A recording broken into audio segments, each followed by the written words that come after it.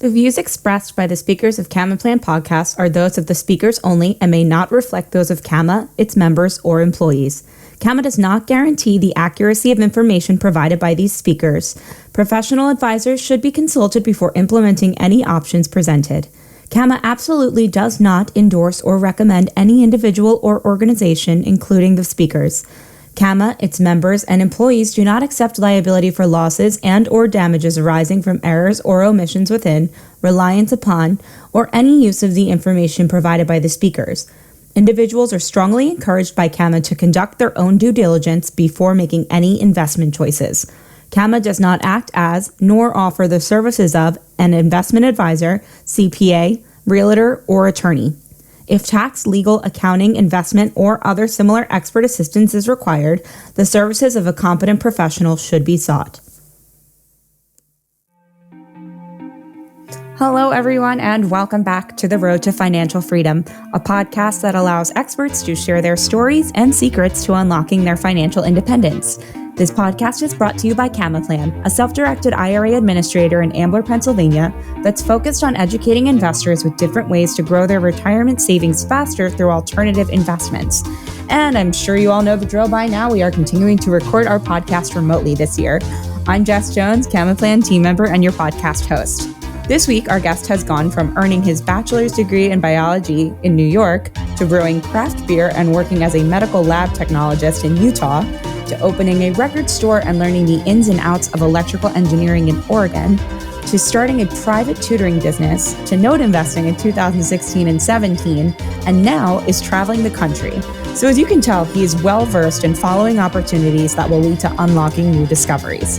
His worldly knowledge from working in all levels of business and his understanding and compassion for those struggling with debt has enabled him with the skills to start both Forste Fund LLC and First Position Capital LLC, two note investing funds that have resulted in positive returns for his investors and has granted him the ability to live off of the passive income of his investments. His funds have modified loan agreements, raised capital, and helped people keep their homes. So please welcome Michael Jones to the podcast. Hi, Mike. Hi, how's it going? Good. Thank you so much for being willing to sit down and join us this week. It's Thanksgiving week, so I'm excited to get to talk to you and get a chance to learn some more about you. Yeah, likewise. Thank you. Of course. So let's just start. We always ask our guests to share a little bit more about their background and, where they were born, grew up and went to school, studied. You have a really interesting background, obviously, in what you started studying to where you are now. So I'm just curious about, your initial upbringing and, what things have stuck with you even now as you've become a known investor. Yeah, I'm a native New Yorker, and I'm not from the city, though. I'm from upstate New York. And that's like tons of dairy farms, and it's pretty podunk. So I grew up in Utica, New York, which is a small town. Think like a John Mellencamp video. And I went to Whitesboro High School in Marcy, and then I moved to the big city, which isn't the big city, but I moved to Albany, New York, to study my bachelor's in biology before all the other stuff came about. Yeah. Interesting. So you then got involved in note investing. So how did your background then kind of lead you from point A to it feels like almost like point Y, point Z. So you've had a lot of interesting trades, as I touched on in your introduction, in terms of, you brewed craft beer and you worked as a medical lab technologist and opened a record store and all of these different things. So I'm just curious about all the stories that you have from that and how that brought you to where you are now in note investing. Yeah, I think when I was in Albany, I remember going to this coffee shop and thinking, oh, I'd like to run a coffee shop, or I think it'd be really cool to own your own business. I think that's where the idea sparked. I worked for a lot of small businesses. When I was in college, I worked for a local bike shop. I raced bikes all through college, and so I was a bicycle mechanic as well. And so I saw other people starting businesses, and I thought, why not? But I took a more traditional path when I got my degree, and I felt like well, I should actually follow some passions first before I hunker down and get a real job. And that's where the craft beer came into effect.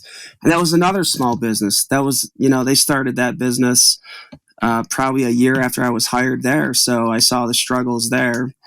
And from there, then I fell into, I guess, a more traditional corporate world where I worked for these large medical labs.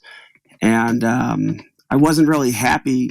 I wasn't really happy doing that kind of stuff. And I thought for the longest time it was I was just in the wrong profession or the wrong occupation. And what I found about myself was the first year or two of working at a new job, I'd be very engaged and very interested. But then once the routine settled in, I became very bored and very unhappy, Mm-hmm. And so that led to me breaking out of the traditional path. I worked for Logitech Audio as an engineer, and but I wasn't even happy there. And what I found was working for other folks, at least for me, I know it's different for everybody, but for me, there was a limit to the creativity you could input into somebody else's business at a certain point. And especially with engineering, it felt like you had to be there for maybe 8 years before you could design something or do something other than testing a system or something like that. So I guess my first real foray into going into trying to start a business was the record shop stuff, Mm-hmm. And that's while I was working at ARUP, which was a medical lab, and that was in Utah, which is a whole nother story. But how I got into note investing was, long story short, between A and X, Y, and Z was I started looking into how do people become wealthy? Because I thought my problem was I just need to get out of working, So I went to West Korea, and I was really interested in rentals and apartments and things like that. But it seemed like, just from a math standpoint, that you had to take on these huge debts for, like, I think the metric was, like you should cash flow $100 to $200 a door. And I thought that's so much risk. And so I never did end up buying a rental. Late 2016, early 2017, I was the Northwest Real Estate Investor Association, one of the RIAs. A note guru guy came and spoke. And that's how it all began. That's what first sparked it. Great. So it sounds like you definitely have a very strong belief that I also kind of share, and Mike, the idea that following a passion is really what should drive you, at least, to certain points in your life. Sometimes it doesn't always have to be the thing that drives you. It can be other things, but passion should be something that you follow and honor. So is there anything else in terms of like any disciplines or skills or knowledge from your from those degrees in biology, engineering, and your tutoring background, your mathematics background, any things that have popped up in your process as an investor that you found like, oh, this is really random but really interesting that this is coming up, and it ends up being in these two very different fields but being very similar for how I look at investing or the way I look at money now? Oh, for sure. Like, so I worked in FDA regulated labs, and that meant a lot of what are called standard operating procedures. And it's just a standard operating procedure is kind of like a consistent checklist you follow for any process. And the biggest benefit from that, it allows you to track results from any deviation from the procedure. So those standard operating procedures, although they're not very creative, they give you very consistent results. And so I implemented that right away when looking at deals. I started writing checklists, and I started making big due diligence processes so that I could see, because I hate risk. I'm not a big risk taker, even though it might seem that way from all the different careers. But when it comes to money, I hate risk. And so those standard operating procedures really taught me to follow a consistent process.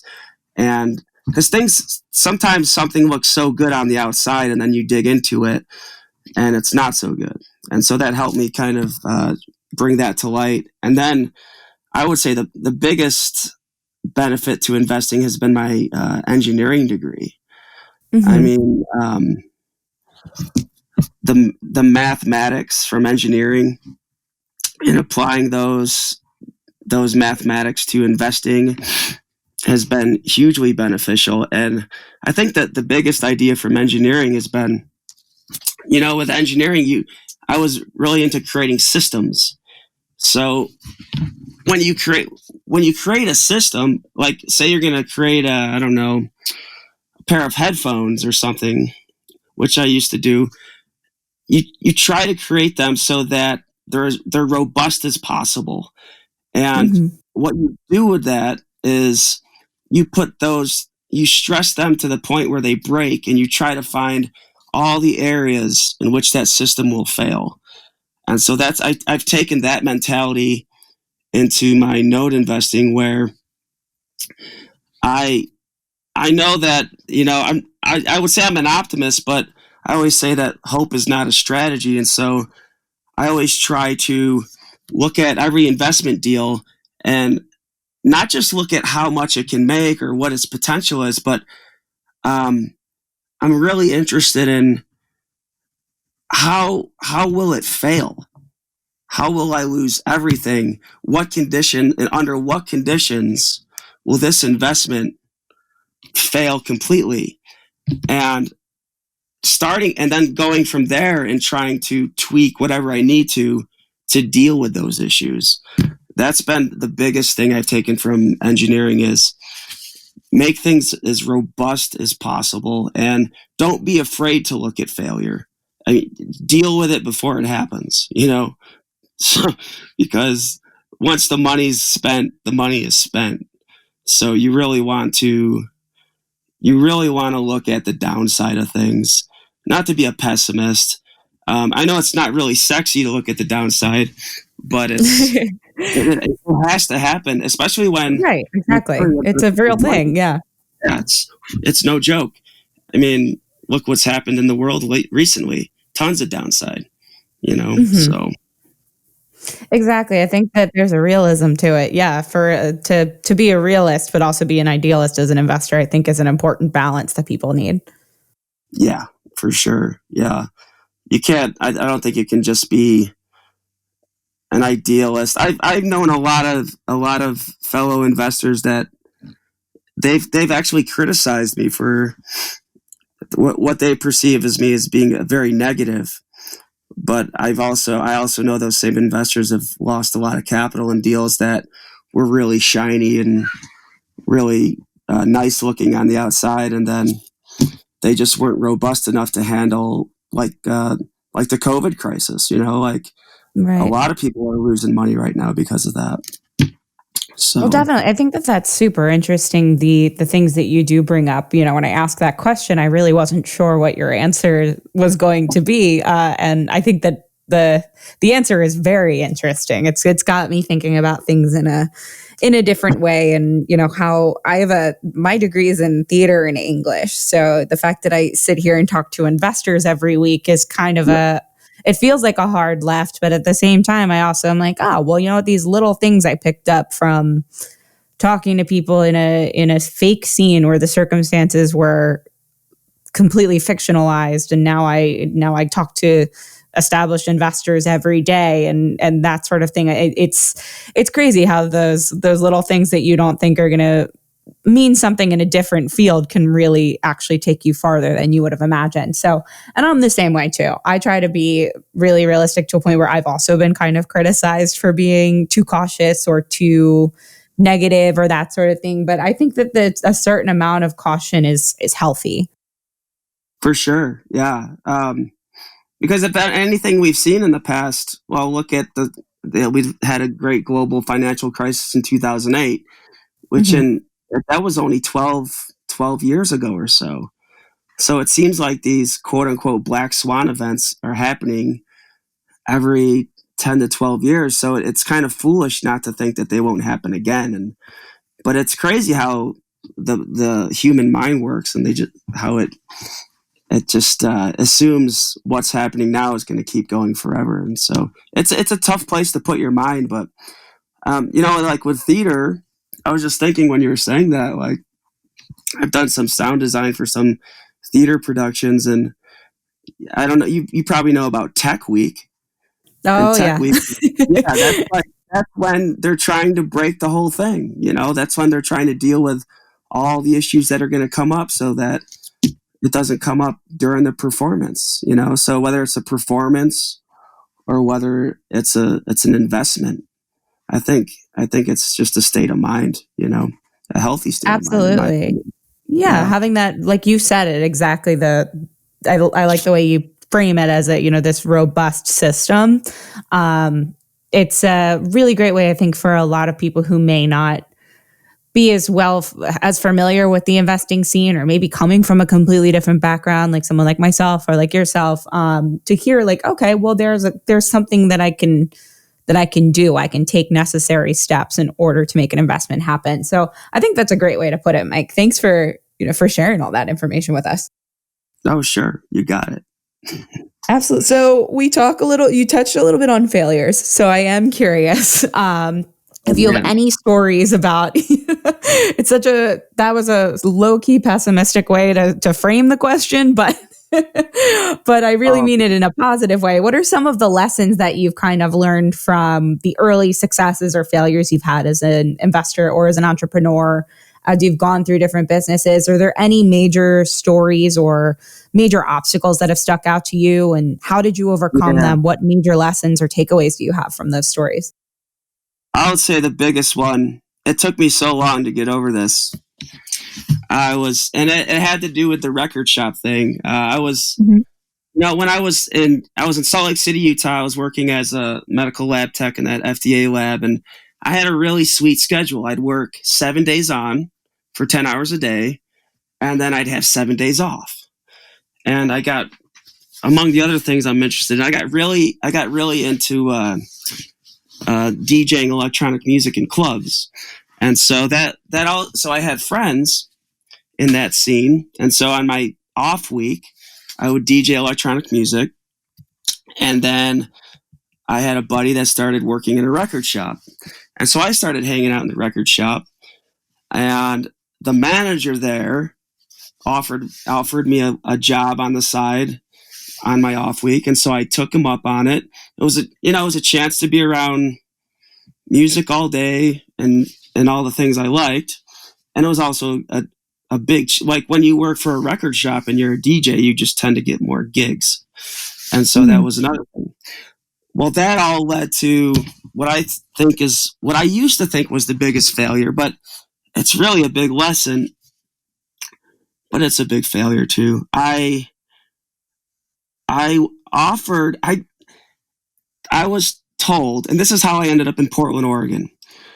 I was told that they were going to take this record shop. It was called Beats with a Z, like everything in Utah has a Z at the end of it, like the Utah Jazz and the Bees and this and that.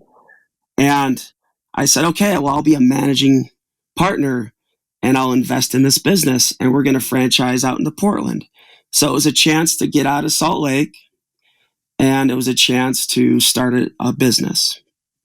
And so while I was working at the record shop, I made, which I thought was huge at the time, and it's no small chunk of change. I went to the bank, I got a $15,000 loan, and I basically handed this guy $15,000 with no paperwork, nothing, right? Just a handshake. And I said, okay, well, we're all going to move out to Portland, and we're going to open a record shop. And so he had my money. And the next week, this is so messed up, he owned, next door to the record shop, he owned this little metaphysical shop. I don't know what else you call it, like a new age shop, like where they sold crystals and all the Yeah, I know what you mean. salt globes. So So I was sitting in his shop talking to him, and then I see 2 Utah sheriffs come in, put him in handcuffs, and away he goes. Wow. And I thought, what the hell? I thought this was a good guy, right? He wasn't a good guy. He was defrauding a lot of people. Mm-hmm. And so I was kind of stuck though. I already quit my job. I already rented a place in Portland. And so my wife and I and a guy named Mark, a buddy of mine, we all moved out to Portland to do this anyways. This guy disappeared, and I felt like the biggest. I mean, it was stupid, no doubt, compared to how I approach things. If I didn't have the ability to sit here and talk with people like you who have learned these lessons, I would have probably done the same thing, to be quite honest. It's like, it's easy to, if people are charismatic enough, it's easy to kind of fall for that, to be honest. I mean, I think I would do the same thing. Yeah. He was. I think he was a sociopath for sure. And then he came out to Oregon, and I started reading stories how he was doing the same thing with different hotels and stuff, like little motels. And so my $15,000 was gone, and I think the biggest impact of that was how I took it. I took that failure like, I would say it took me at least 2 years to get over that and kind of get any kind of self-esteem back. I'm ashamed to say that now, but it took a while to figure out what the heck. Like, I just felt like the biggest fool, So, I mean, what I learned from that is, like you were just saying, there's a lot of charismatic folks out there, and that really doesn't mean a hell of a lot. And I'll never make a deal just on a handshake anymore. If there's a problem with a contract between two parties, then there's something iffy about that deal. So I think the biggest lesson too is I'll never let myself go into the hole like that again emotionally, or I'll never let myself take a failure like that. I've learned to move on a lot faster. I was 25 at the time, so.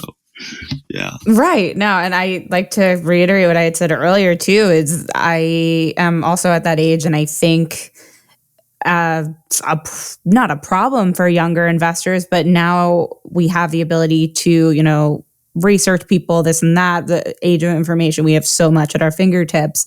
However, I think if I didn't have a certain knowledge of knowing, oh, well, these are the things you need to do, this is the due diligence you need to take on even your partner that you would invest in, I think I could easily find myself making the same mistakes. So I think it's a huge lesson to learn.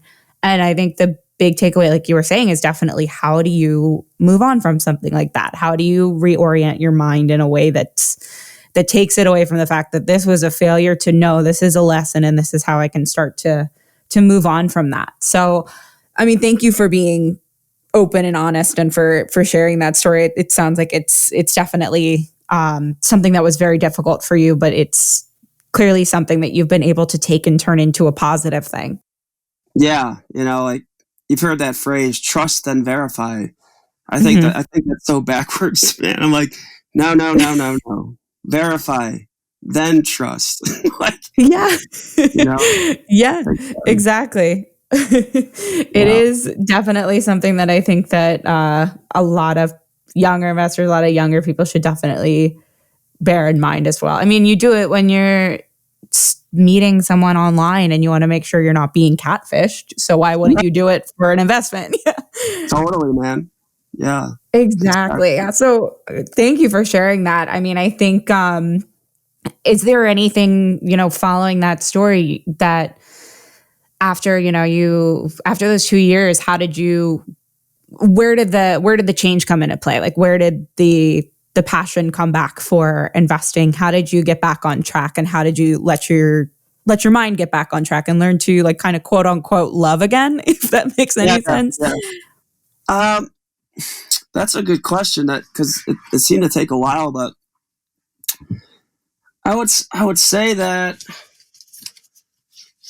when I started doing what I loved again, when I started doing the music thing again. I started DJing, and I started following my passion. But I think the biggest change was I think it was when I went back to engineering school, and I saw that's when I became a lot more engaged in the possibilities, what the possibilities of the future could be. So that's when my eyes were opened back up. I always tell the story that in order to get into engineering school, even though I had a biology degree, I wasn't required to take any kind of serious math. And so in order to get into engineering school, I had to pass Calculus 1, and I never took calculus. So I went to the library and I got this book, Idiot's Guide to Calculus or Dummy's Guide to Calculus or something like that. And I studied that for 6 weeks, and I taught myself calculus. And doing things like that really builds your confidence. And I got into engineering school, and I loved it. I just got back on my feet and started doing what I loved. And at some point you got to move on, man. Absolutely. Yeah, no, I think that's, first of all, that's really cool, because I notoriously failed calculus in high school. And then again, when I had to take pre-calc and things like that in college, there was never a point in time where I did well in calculus. So that's super impressive just from my standpoint. But I think it also says a lot in terms of, an investor's mindset of how you can really pick yourself back up. So that's really awesome to hear. Thank you, Mike. How did you then develop Forste Fund and First Position Capital? What do they do, and how do they differ? And who is a typical client of these note funds, and how do they benefit from this investing? So, like anything, I learned from failure. I bought my first note November 2017, and that went fine. That wasn't the big deal. But I quickly learned. This is how Forste Fund started. I quickly learned about security laws when the Better Business Bureau pointed out to me that I can't be promoting investments or trying to get capital from other people without registering with the SEC. And so that scared the hell out of me. And I immediately started looking into how I could do that. I learned about syndicated funds, if you want to call it that, or I know that's a fancy word now, syndication. But essentially it's a private placement. And so I started Forste Fund because I wanted to grow what I thought would work. And that was growing note investing and growing, just increasing the number of investments I could buy. And I knew to do that, as they say, OPM, I need other people's money.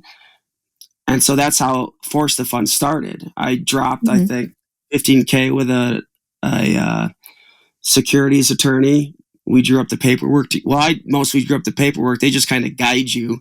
So, but it was a better $15K than the other $15K. And so that's how that started. And we just closed that one out not too long ago. And the perfect person, because of the laws, to start with, the perfect person's accredited, right? They have the net worth, they make a certain income. But more than that, they're not always the perfect person. I think from what I've seen, the perfect person that we can help the most is people that they want passive income. In other words, they want to cover their life expenses with cash flow from it. They want to make their money work for them so that it covers their expenses, so they're free to do other things. That's number one. And number two, they're of like mind like me. Like, I think Warren Buffett has the two main rules of investing. He says the first rule of investing is don't lose capital. And then he says the second rule of investing is see rule number one. And so that's the bottom line with the best client I come across is they understand that. I don't like shooting down asset classes, but like in the stock market, when your stock goes down, that money's gone. Nothing's backing it. So even though the return might be a little lower, the perfect investor for us, they understand what risk versus return means, or return versus risk. So they understand that even though they're getting a lower return than, say, maybe a syndicated apartment deal or something like that, they know at the end of the day that if everything goes south, things go bad, their capital is protected by the collateral underlying the mortgages or the trust deeds. So those are my favorite people. Is I'm not saying investors are greedy if they want bigger returns, but my favorite people are the ones that they want to make their dollars little employees. They want their dollars to have baby dollars. That's a nice metaphor. That's a good way to put it. Yeah. They want their money to work for them. And that's how they kind of see their money as people work their butt off for their money. And when they get a paycheck, and a couple things can happen to it. It can disappear forever, or some of it can be set aside to reproduce more money. And the people that understand that, they're my favorite people, because there's a lot of shiny objects out there, where huge returns are promised. And I like people maybe that have been beaten up a little, like I have in life, where they've made some mistakes, and now they understand that you got to kind of cover your backside. You got to protect yourself. And so they understand that. Those are the best investors, in my opinion, for this type of investing, for sure. Oh, yeah. No, I see exactly what you mean. I think you raise a lot of great points here. The fact that these are folks that, similarly to, yourself or myself, would probably be, in the wrong set of eyes considered a pessimist, but they're also looking at the full picture. I think being able to look at every possible outcome on something, especially when it comes to your money and how to make it work for you rather than have it disappear and it never be seen again. And that's something you've worked very, very hard for, and that can easily crush someone's mind. I think being able to kind of look at it from all angles and being able to say, okay, well, this is an understanding of my risk, my return, all of those things that you bring up, Mike. I think that, that makes a ton of sense. And hopefully, anybody listening who is considering where to start looking to put investments can say, okay, well, where do I want my risk and my reward to pay off, basically? So I think it's really helpful to hear. Yeah, for sure. I mean, and there's something to be said about diversifying too. It's, I have investors that they play with Bitcoin and other things like that, and there's always more money out there, but I think the one thing that this is something I think a lot, maybe some investors don't think about a lot, is the value of time. So you can always get more money, but the time it takes to get that money, and the time it takes to lose that money, you're going to lose it a lot quicker than you can get it back. So you'll never get the time back, if that makes sense. Like, you can lose it really quick, but the time you lose getting it back, it might not be worth it. It might not be worth that risk, so we're not all going to live forever, so. Right. As great as it would be to be invincible and have money forever, I think that's so true. The idea that, the fact that, you bring up a great point with time economy. I definitely think the idea that an investment needs to be just as much of an investment of your time as it is of your money, and assessing that as just as much of a factor in all of this as the hard stuff, the money stuff, I think is a good way to look at things as well. Yeah. Time is the only thing that, among all things in life, time is the only thing that's equal for all of us in terms of, meaning we all get 24 hours a day. Everybody, that's it. That's all we get. That's the only thing that makes us the one consistent thing for all of us is that. So it's something to be highly considered. Yeah, for sure. Definitely. Yeah, that's a good way to look at it. Thank you. So looking at, the types of clients that you work with, you talk about, they are definitely people who understand alternative investing and how their returns can ultimately pay off from that. Do you have any clients who participate in your note funds who work with self-directed IRAs? And do they have does anything different have to happen for them? Or do you, is it something that you've worked with people before who have invested with you with their self-directed IRA? Well, we have a lot. We actually over half of our investors use their self-directed IRAs, and there's a lot of benefits to using self-directed IRAs. It's, as far as note investing goes, it's super tax efficient. Mm-hmm. Like if you buy a rental property in your self-directed IRA, you have to pay I think it's called UDIT, unrelated debt income tax, and since notes aren't leveraged, like there's no way to get a loan on a loan usually. That doesn't come into the equation. I love investors who use their self-directed IRAs. The only part that they don't get to participate in the cash flow, but that's fine. That's because it's a retirement account, right? That's not the purpose of a retirement account. Right. They're actually some of the smartest cookies we come across as far as investors go, because they're building their nest egg using they're not messing around with that money. They understand, like we've been talking about a lot in this podcast. They understand risk versus return, and they want to protect that money. So yeah, they want to put that money to work too, which is awesome. Or else it's just I don't know how much money is sitting in self-directed IRAs not working right now, but they're taking an active role in their investing. So it's great to talk to those people. And yeah, like I said, over half of our investors use their self-directed IRAs for sure. That's really cool. Yeah, I agree. We have some of the people that we work with at CamaPlan are some of the smartest people and some of the most creative minds, and being able to use this as a vehicle to put your money to work for the future, which, we just talked about time and making an investment of your time just as much of an investment of your money. I think that it's definitely, without being like, promoting self-directed IRAs because I work for CamaPlan, it's the idea that, I think it's a very cool concept, one that I honestly didn't know about before I started working here. So, I agree with you on a lot of those things where it's a cool way to express yourself, I think, creatively through investing. I didn't know about self-directed IRAs till I got into note investing, because they go very much hand in hand for a lot of people. And so I became aware of self-directed.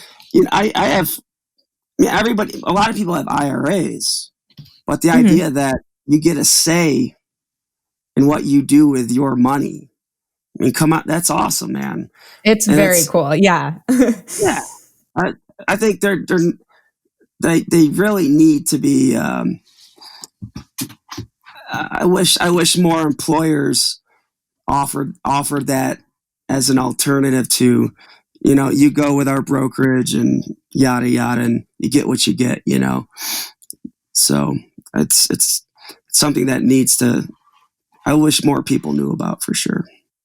Yeah, definitely. I agree. It's a great resource to get to educate people on too, kind of providing this as, this is an option that you have for yourself to set yourself up for a stronger financial future. It definitely, it's a rewarding thing to be able to educate people on, for sure.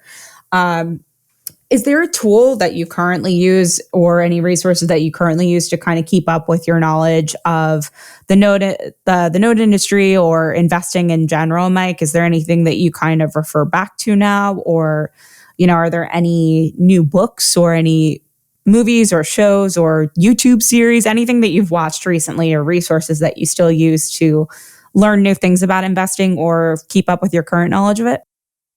Well, as far as the note industry, there's a couple. I follow a company, they're called Black Knight, and they give great data reports on what's going on in the industry every month. I'm kind of a data nerd, so I'm always going on the St. Louis Federal Reserve website. And I think for any financial nerd, it's a treasure trove. You can look at how much, you can break down all the debt that's happening in the United States, and you can see where the opportunities are coming or going. But you can see how much of the total debt is delinquent, how much of the total debt is 30 to 60 days delinquent, how much is not performing. So you can track all that stuff. As far as keeping a pulse on what's going on in the financial world in general, even though I don't heavily invest in stock and equities, I'll still listen to podcasts like Seeking Alpha to stay informed on that stuff. I'm actually, to stay informed, I'm actually the vice president of the American Association of Individual Investors in Portland here, which totally focuses on stocks. And I did that just to keep learning about that stuff. A lot of it has my head spinning most of the time. So that's why same. I try to focus on the data, because when I listen to the news, it's very emotionally driven. There's people in the industry, in the note industry. There's a guy named Paul Burkett from a company called Automation Finance.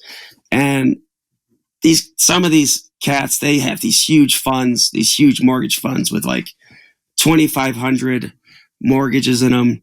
And so they're people totally worth listening to. But as far as like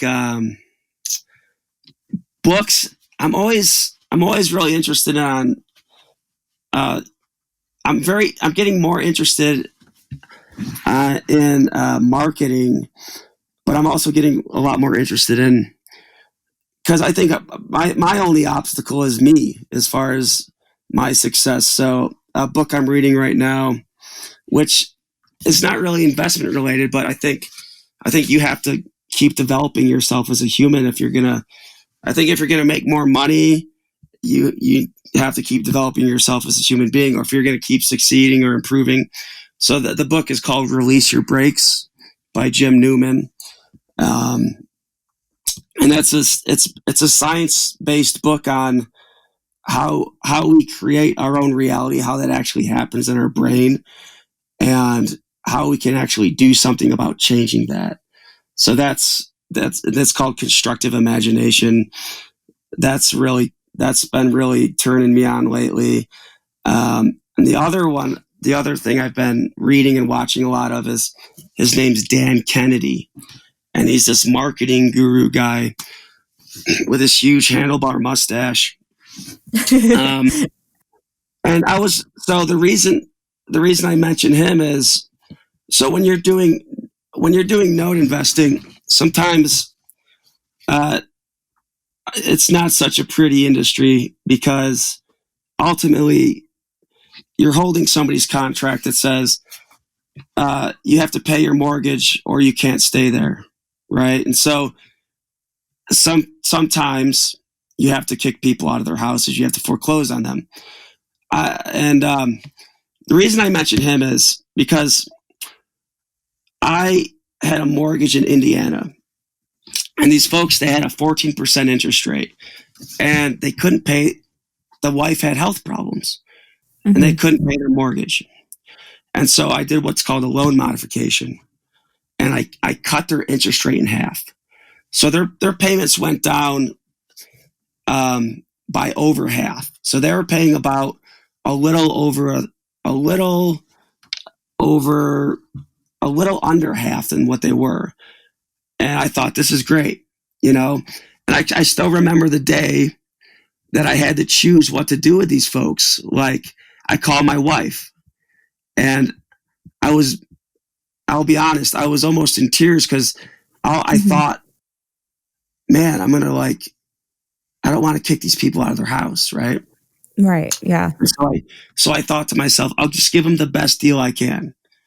And then if things go south after that, we'll see what happens. Well, things have gone south, right? So this is the unfortunate thing about human reality. It's like, I used to look at money like a zero-sum game, meaning if I'm taking money from you, then somehow you're going to be less privileged, or I'm somehow taking advantage of you. And the reason I mentioned Dan Kennedy is it's the first person that's talked about money that's really changed my mind about it. Mm-hmm.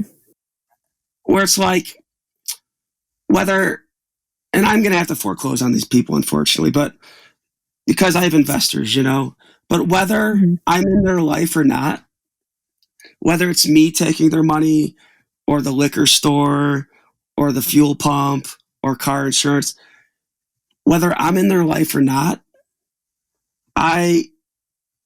it's not going to change how they've dealt with money their whole life. So it's kind of an attitude that I've had to maybe mature into doing this stuff, because I used to be very sensitive about that. And now I see, like, maybe it's not a zero-sum game. Maybe I'm not responsible for everybody's debt and keeping everybody in their house, because at some point this is investing, right? And if you have somebody else's capital, you've made a promise to that person to pay them back. So it's like this. It's an old conflicted story I think a lot of people have about money. But Dan Kennedy, he's really changed my mind about how money works, big time.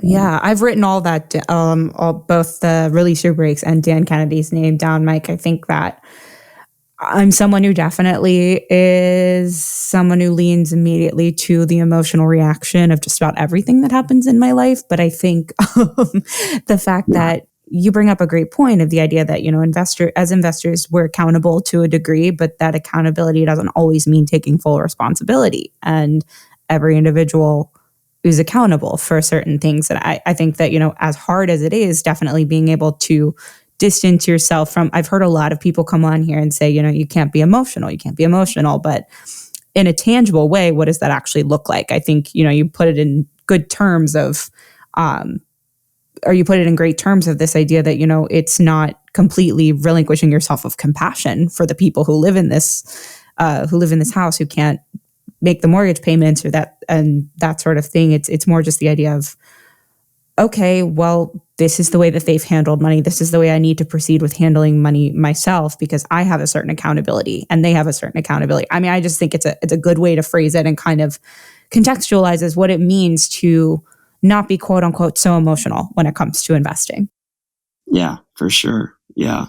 I always say, I gave him the way I look at that deal is, and I was almost in tears with my wife. And so so the way I maybe justify it all is I gave him a sweet deal, man. Like no bank on the planet would give him that deal, Right. And so it's like, don't mistake my kindness for weakness. Exactly. Yeah, no, definitely. I know exactly what you mean. Yeah. So for sure. Well, yeah, thank you for sharing all that. I mean, I appreciate the candor and you being able to share that story with us. I think that'll be really helpful for listeners to hear as well, and kind of, again, contextualize some of these things that, they've heard from every different forum that they've looked at from investing, and kind of being able to hear a very personal story and what that actually can look like. So thank you. Got it. So I'm curious, we've talked, you are in Texas at the moment. You're traveling the country right now in a 2020 RV that you were able to finance through the passive income on these note funds. So how has travel impacted your investments? I'm curious if at all, are you able to maintain things from any distance and with this type of investing, or have you learned anything new from your travels about investing?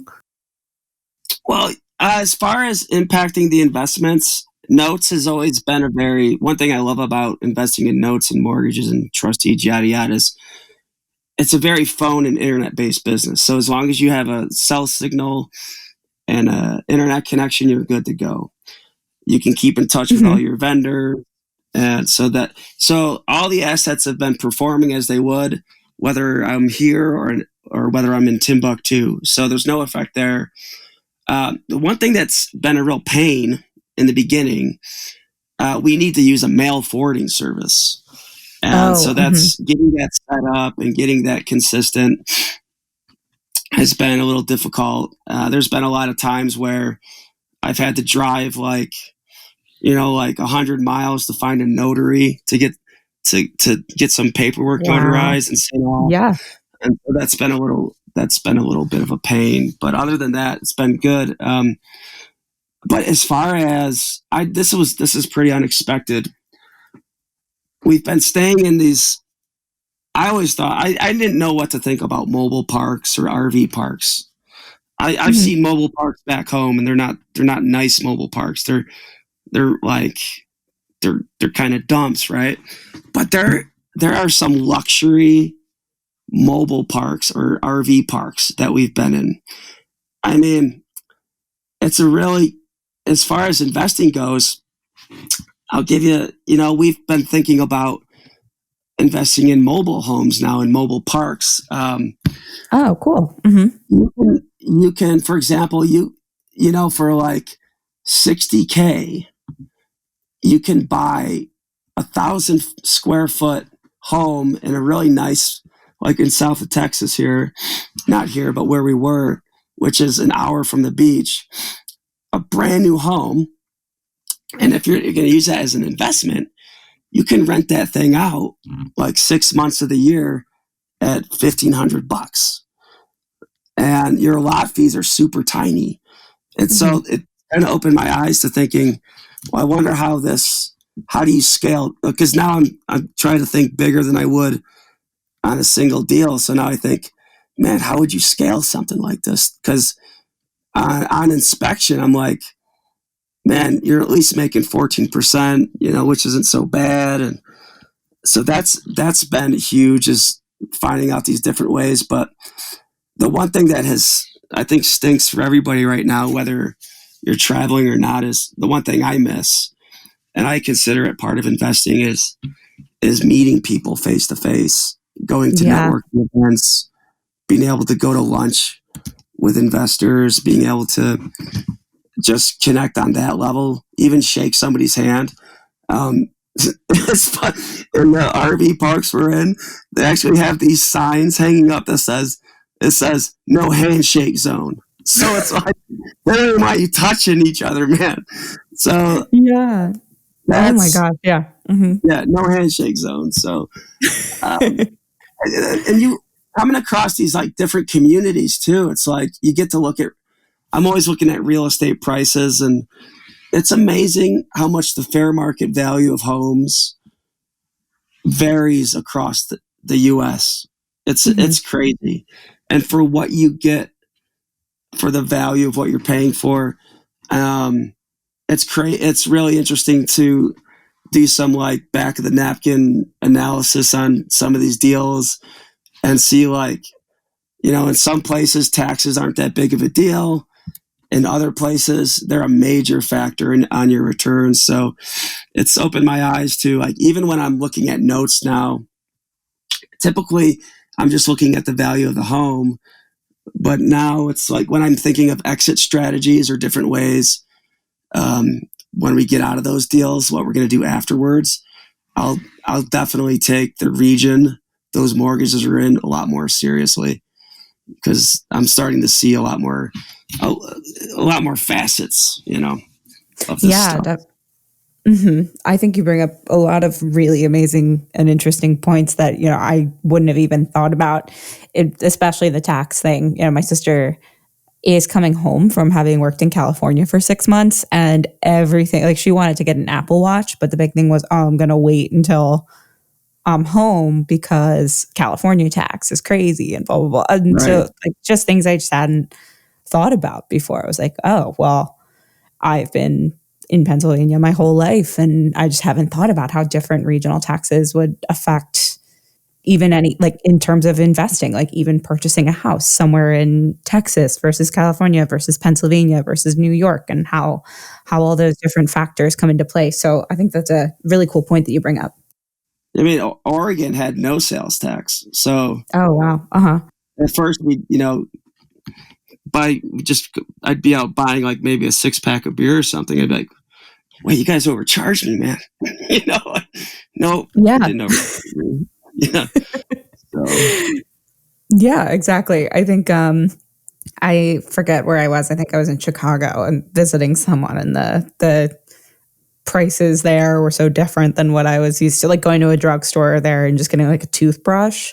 I felt like I was getting ripped off. but, but yeah, definitely, it's definitely a factor to think of. So, Mike, thank you so for all of this information and for all of the very personal details and stories that you've provided today. I think that they're going to be really helpful for a lot of people to listen and take stock of, their own investments, their time, who they are, and, what they want to get out of their financial future. So, thank you for sharing all this with us. One of the big questions that we do ask all of our guests is what you would say your keys to building wealth and unlocking financial freedom are.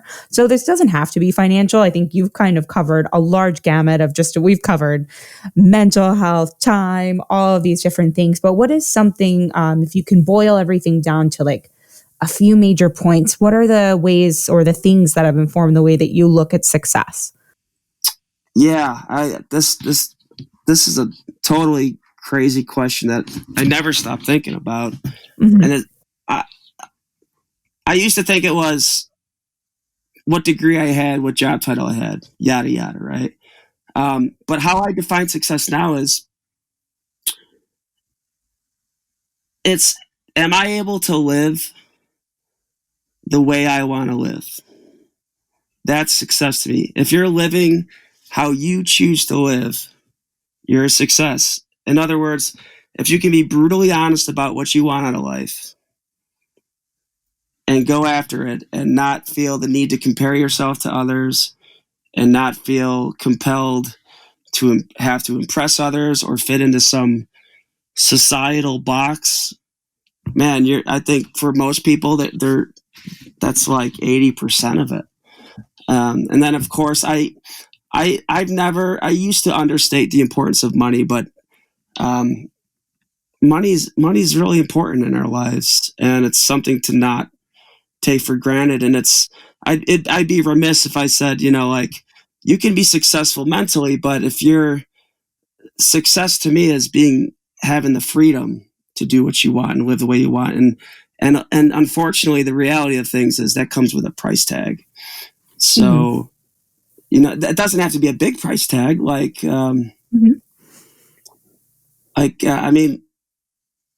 guess I can just give you an example. Is I never really wanted to live in a house, but I bought a house anyways. I've always wanted to travel, and it's taken me. I'm 45 now, so it's taken me 20 years to figure out how to arrange myself and arrange my life to do that. And so, I think success is living the way you want, and I think it's not comparing yourself to others, not trying to impress anybody, and not giving up on. I hate to sound cheesy, but it's not giving up on your dream, no matter what, man. Because the only failure in life is quitting. That's it. You just don't quit, man. Just keep getting up. Life's gonna knock us all down. So. Yeah. Oh my gosh. Well, thank you, Mike. You have me feeling. I'm almost like near tears. It was such an empowering conversation. I feel like to go into the week of Thanksgiving and kind of remind ourselves what to be thankful for in a year like this. So thank you so much. This has been such a lovely conversation to have with you. Likewise, for sure. Thanks. Thank you. So I can't wait to share this information with our listeners. The last question that we do ask everybody before we sign off is, how can people reach you? If folks are listening and they want to get in touch with you, do you have a website or social media that listeners can use? Yeah, I'm big on LinkedIn. So to find me on LinkedIn, if you search Michael Jones, good luck. But if you search First Position Capital, you'll find me. And if you're on Meetup and you search Mortgage Note Investing Network, you'll find me. If you have a phone and you dial 503-432 6070. I'll talk to you for sure. And then, of course, I have my website, www.firstpositioncapital.com, and it's 1stpositioncapital.com, not the word first. And then you can all contact me those ways for sure. Got it. Well, thank you again, Mike. We really appreciate you taking the time out to talk with us today. Thank you, Jessica. Of course. So everyone listening, please be on the lookout for any upcoming CamaPlan events that will feature Michael Jones and First Position Capital. But until then, thank you everyone for joining us on the road to financial freedom. Tune in next week to hear more from our experts who have paved their roads to financial freedom, or you can call CamaPlan today to learn more about how you can start to take control of your future wealth. Thanks, everyone. Thank you all for tuning into our podcast. We truly hope that you're enjoying your ride along the road to financial freedom so far. If you like what you've heard and learned, or if you want to hear more about certain topics that we may have already covered or have yet to cover, please subscribe, rate, and leave us a review. We would love to hear any feedback from you so that we may continue to make our podcast the best that it can be for you, our listeners. Thanks again, everyone, and remember, tune in next week to the road to financial freedom.